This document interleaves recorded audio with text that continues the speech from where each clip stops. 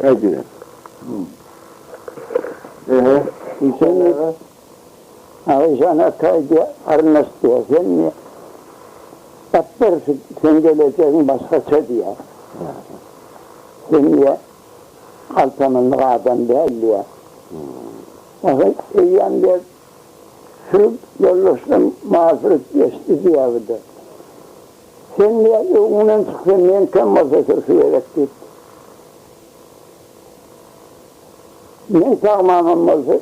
Yolunu yönetir, yönetirler, uğurluk gitmeyeceğini.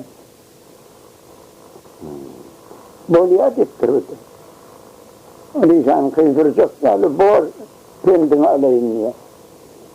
Ondan şeydik. Ağızhan ataydı bize de bir kırnak getiriyor ağızhan'dan mor vererek gittim. Aman elin burada be. Bilerlerden başlaydan al. Tabi saydan mağazırsa o saydan kıyır oğlan. Üstü kova şey derektenler. Bak insan akıbben sana yarayacak masala ne edip bir gözümüzüyle nadiyagaydı. Onunla insan ne dittir diye. Ben oğlunluktan ulağımanın sözsüz atlar. Ben bir yerden okamak, beni siyasilerden istenmemeden de. Onu kayıp uğrağınızda tutar, değerik uğrağınızda yıl kaptanınızdan çıkardık. Sır geçerdik. Birden gitti, sır geçer. Adını sorarsan oradan. Evet. Hazırdır deyip, hazır diyerdik.